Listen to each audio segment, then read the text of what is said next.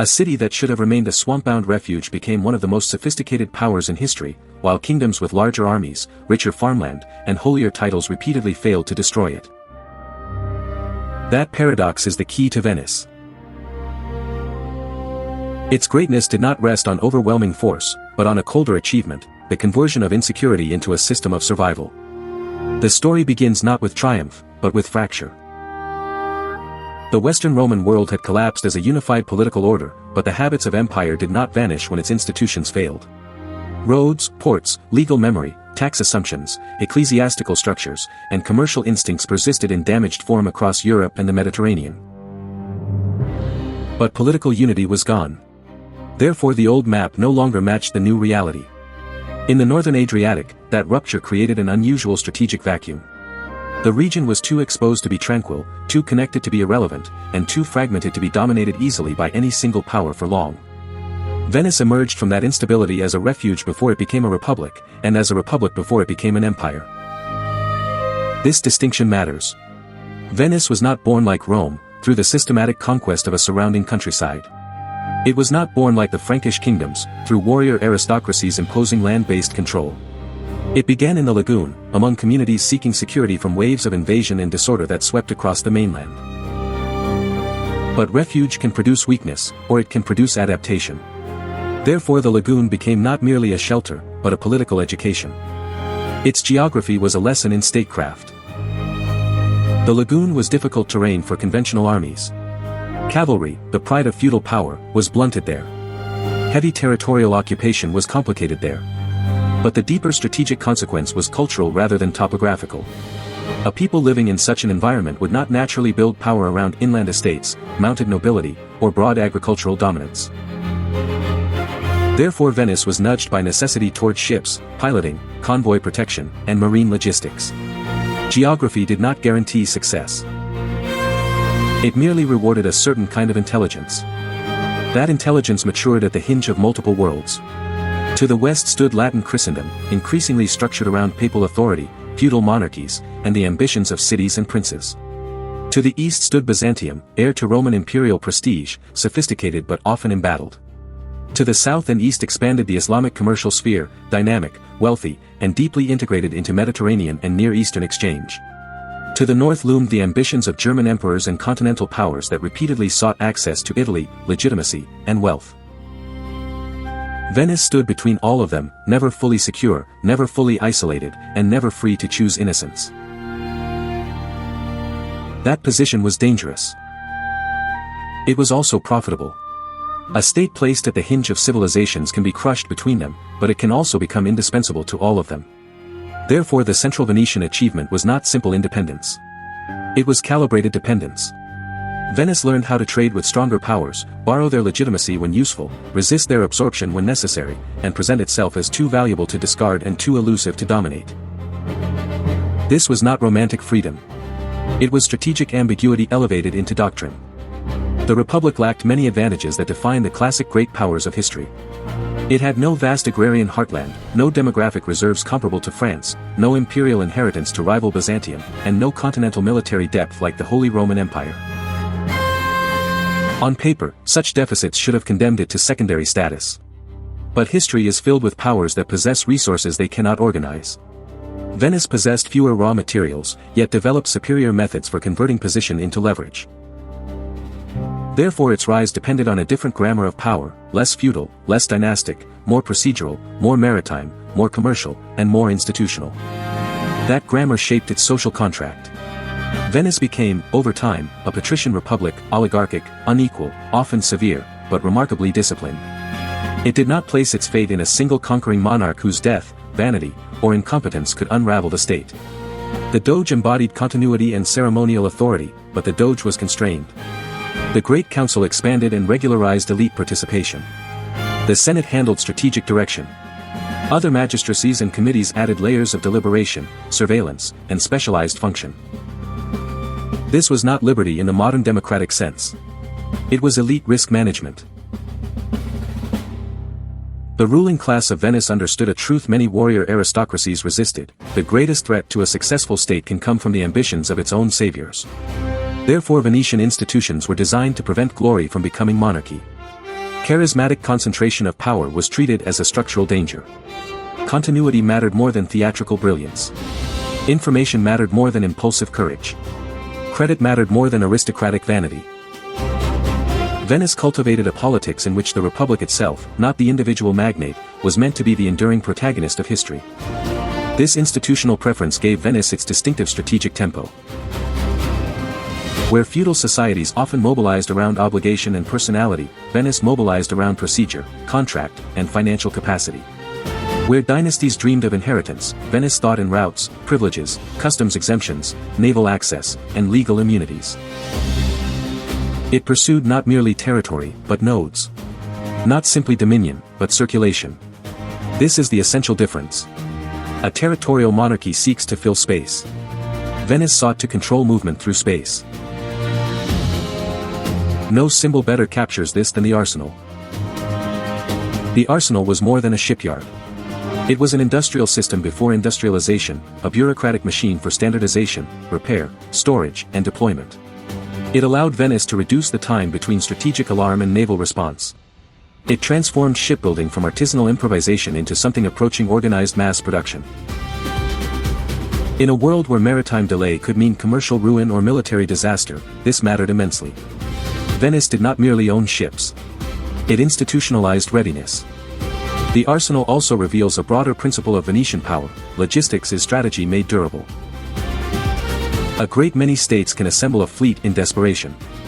Far fewer can maintain the administrative routines, skilled labor pools, inventory systems, and financial confidence needed to make fleets predictable instruments of policy.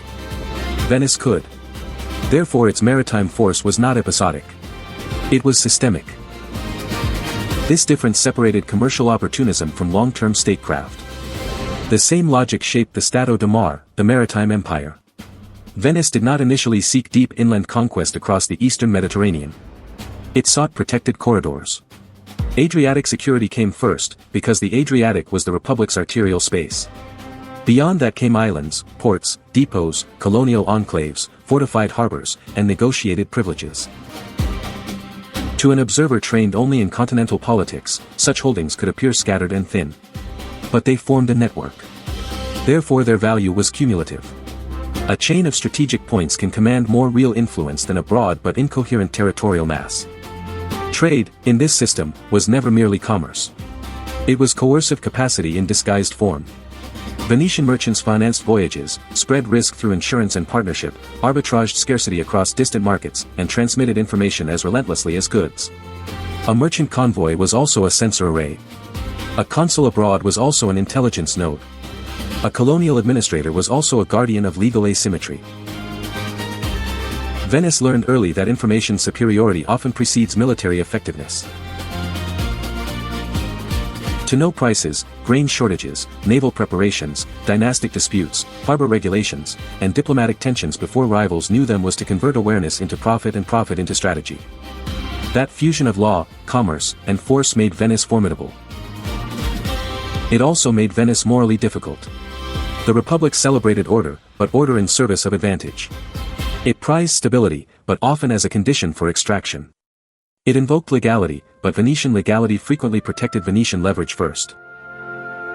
Such ambiguity reached one of its starkest forms in the event that still shocks medieval history, the Fourth Crusade.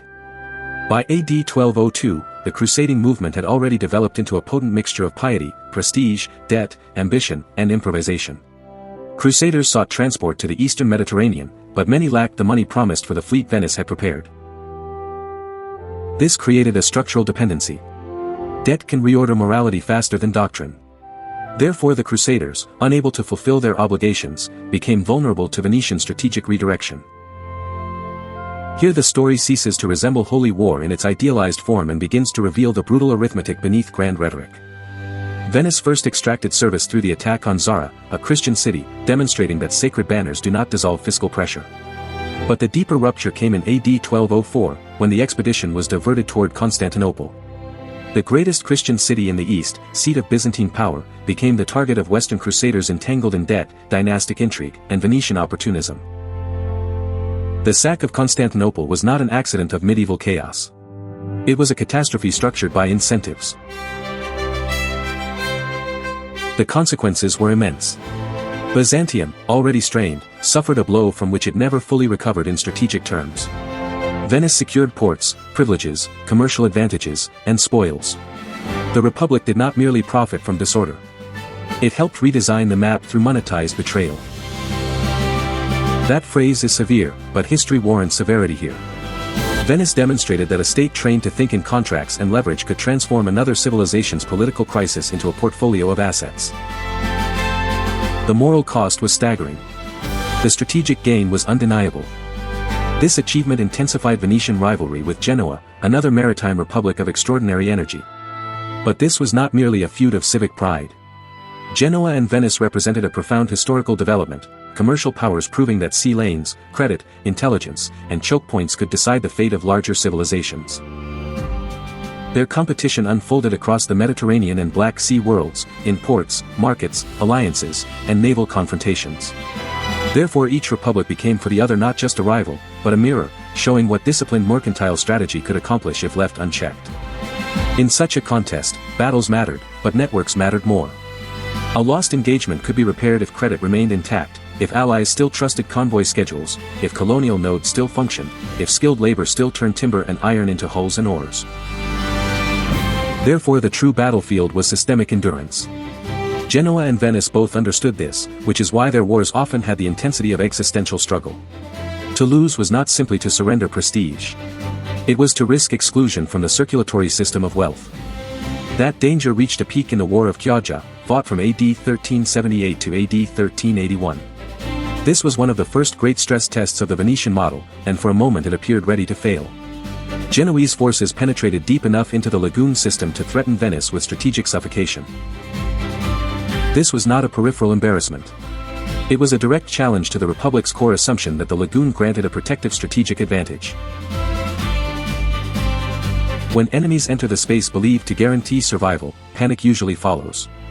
But panic is precisely what Venetian institutions had been built to contain. The Republic responded through emergency finance, forced contributions, civic mobilization, disciplined naval effort, and the psychological hardening that emerges when a political order believes collapse would mean annihilation.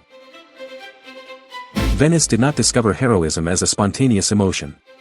It organized resistance as a public system. Therefore recovery became possible.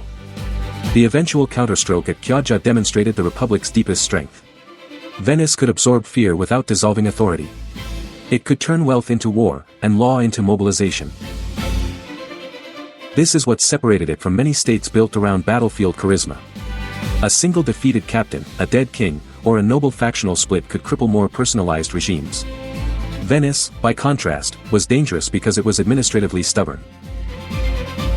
It could continue acting coherently under pressure. Yet Chioggia was only a warning. The greater confrontation came later, when the Republic's success had made it not merely envied, but intolerable to major powers. By the late 15th and early 16th centuries, Venice had expanded onto the Italian mainland as well as across the sea. This mainland presence offered security, revenues, and strategic depth. But it also changed how others perceived the Republic.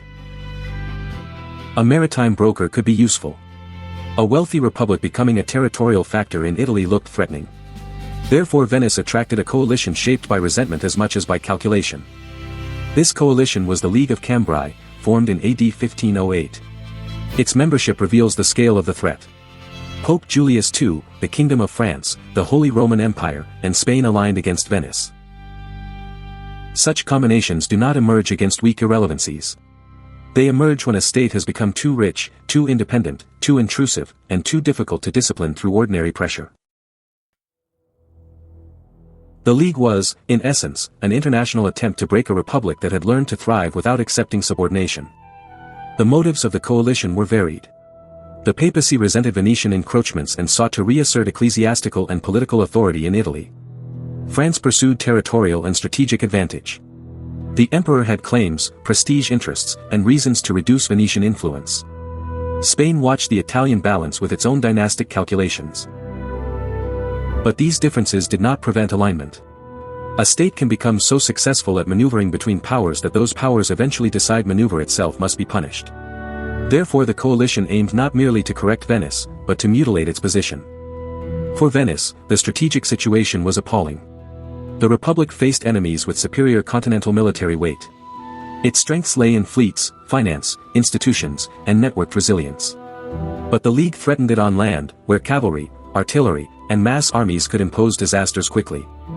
Venice had entered the mainland game to secure itself. But every expansion into one domain creates vulnerabilities in another. Therefore the very move meant to protect the Republic exposed it to a style of warfare less favorable to its traditions. The decisive early shock came at Agnadello in AD 1509. Venetian forces suffered a devastating defeat at the hands of the French. In military terms, it was a severe rupture. In psychological terms, it was worse. Mainland possessions seemed ready to unravel. Subjects and allies reconsidered loyalties. Rivals saw confirmation that the Republic could be broken. On paper, this should have been the beginning of the end. A state stretched between maritime commitments and continental defeats, facing a grand coalition, ought to have collapsed under cumulative pressure. But paper is not history. States do not survive solely because of battlefield outcomes, nor do they die simply because a defeat appears decisive to contemporary observers. The question is always deeper: what remains functional after the shock? In Venice, much remained functional. Public credit mattered. Administrative continuity mattered. Diplomatic agility mattered. Maritime power mattered. Elite cohesion, though strained, did not disintegrate. Therefore Agnadello was catastrophic without becoming terminal. This is the central lesson of the League of Cambrai. Empires and monarchies often assume that one crushing blow can settle history because they understand power as concentrated in armies, rulers, and symbolic victories. Venice survived because its power was distributed across institutions, routines, and networks that could continue operating after humiliation. The Republic responded not with grandiose defiance alone, but with strategic adaptation. It conceded where concession bought time. It appealed to local loyalties where those loyalties could still be activated. It worked to restore confidence in its solvency. It preserved maritime capabilities that remained the skeleton of its wider influence. Most crucially, it exploited fractures within the coalition itself. Coalitions united by hostility are powerful, but often unstable. Their members rarely want the same future once the common target begins to weaken. Therefore Venice sought not a heroic single reversal, but the slow corrosion of enemy unity. This required emotional discipline. A proud state after Agnadello could have chosen pure stubbornness and invited annihilation. But strategic pride is not the same as strategic wisdom. Venice proved capable of absorbing humiliation without losing identity. This is rarer in history than battlefield courage. Many regimes can die fighting. Far fewer can survive by retreating, bargaining, and waiting for adversaries to overreach. Venice did not confuse temporary concession with permanent surrender. The coalition did, in time, fracture. Pope Julius II, always a force of extraordinary ambition, recalibrated priorities. The shifting politics of Italy and Europe reconfigured the alignment against Venice. The Republic recovered important territories and remained a consequential power. It had not emerged untouched. The illusion of invulnerability was gone. But survival itself was the victory that mattered, because the coalition had sought something more final than mere chastisement. It had sought dismemberment. Venice denied it that satisfaction. This capacity to bend without breaking distinguished the Republic from many more glamorous powers. A monarchy can appear formidable while resting on fragile succession. An empire can look eternal while depending on overextended military expenditures. A charismatic conqueror can redraw maps while alive and leave chaos at death. Venice, by contrast, cultivated dullness in the service of endurance. Committees, ledgers, dockyards, convoys, magistracies, and controlled procedures lack romance. Therefore they are often underestimated. But systems that make continuity possible can outlast heroes. Still, endurance was not immortality. The later centuries of Venetian history reveal both the brilliance and the limits of commercial statecraft. The Republic continued to grapple with the Ottoman Empire, one of the most formidable powers of the early modern world. Here again Venice's character appeared in full. It fought repeated wars against the Ottomans. It lost strategic positions, defended others, negotiated settlements, and resumed trade with the very power it opposed on the battlefield. To moralists, this can appear contradictory. To statesmen, it was coherent. Survival required compartmentalization. Venice understood that ideology and interest do not move on identical tracks. A state may face a rival militarily and depend on that same rival economically. This is not hypocrisy in a trivial sense. It is the logic of interdependence under threat. Therefore Venetian policy toward the Ottomans oscillated between armed resistance and pragmatic accommodation, not because the Republic lacked principles, but because its first principle was continuity. This pattern shaped struggles over Cyprus and Crete, strategic possessions whose value lay not only in prestige but in their place within Mediterranean routes and forward defense. Their laws or defense mattered because Venice was a networked power. Every island, fort, harbor, and treaty privilege fitted into a wider architecture. But architecture can be damaged by long shifts in the balance of power. Ottoman expansion and adaptation placed enormous pressure on the old Venetian system, forcing the Republic into expensive wars and difficult bargains. The Battle of Lepanto in AD 1571 is often remembered as a simple Christian triumph over Ottoman naval power. But such simplification flatters memory more than it explains history. Lepanto was spectacular and symbolically potent, but spectacular victories do not automatically reverse strategic trends. Venice and its allies could win a battle and still confront a deeper reality. The Ottoman Empire remained resilient, resourceful, and central to Eastern Mediterranean politics. Therefore a dramatic triumph did not restore an older equilibrium by itself. Here again Venice reveals a profound truth about strategy. Tactical brilliance and symbolic success are not the same as structural advantage. A state can celebrate a banner day while losing ground in the larger competition for resources, routes, and geopolitical centrality. Venice had mastered a Mediterranean system in which maritime brokerage, convoy protection, and Eastern exchange generated extraordinary leverage. But history was preparing a change even Venetian adaptability could not fully master. That change was the Atlantic shift. As transoceanic routes expanded and global trade increasingly reoriented westward, the Mediterranean ceased to occupy the same commanding role in the circulation of wealth. Venice had perfected the grammar of an older world. But the axis of accumulation was moving beyond it. Therefore the Republic's genius remained real even as its centrality declined. This is one of history's harshest verdicts: a state can solve the strategic problems of its age and still be overtaken by a new age with different problems. No amount of administrative discipline could fully reverse that transformation. Venice retained culture, prestige, and considerable residual importance. It remained skilled in diplomacy and self-presentation. But the conditions that had elevated it from lagoon refuge to Mediterranean broker were changing at the deepest level. The Republic had once thrived by connecting fractured civilizations without becoming wholly subordinate to any of them. The New World economy reduced the value of that mediation relative to emerging Atlantic powers. Therefore Venetian resilience became a means of dignified persistence rather than renewed supremacy. And yet decline should not obscure the magnitude of what Venice had achieved. Few states in history have so effectively converted vulnerability into architecture. Fewer still have fused commerce, law, intelligence, finance, and naval power into a single durable instrument. Venice demonstrated that institutions can outperform charisma, that logistics can humble nobility, that information can outweigh spectacle, and that survival often belongs to those willing to think in systems rather than myths. But the moral ledger is inseparable from the strategic ledger. Venetian resilience coexisted with oligarchy, exclusion, exploitation, coercive privilege, and ruthless opportunism. The same state that preserved continuity through disciplined governance also normalized inequity in access to power. The same republic that excelled in legal sophistication used law as a weapon of advantage. The same civilization that connected worlds could profit from their betrayal. Venice was brilliant, but not innocent. That is why its history still matters. In Venice there appears an early laboratory of intelligence governance, supply chain power, financial leverage, institutional continuity, and narrative management. It understood that a state need not dominate every battlefield if it can shape credit, movement, information, and legitimacy. Modern societies often speak as though such methods are novel. They are not. The instruments have changed in speed and scale, but the logic remains recognizable. The verdict is therefore severe and admiring at once.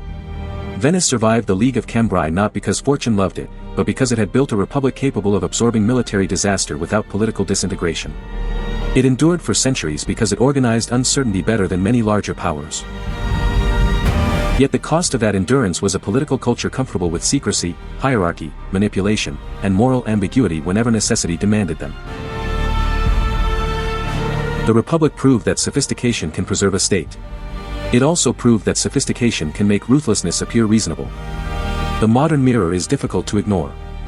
States still seek security through networks rather than conquest alone. They still weaponize finance, legal regimes, supply chains, sanctions, shipping lanes, intelligence systems, and controlled narratives.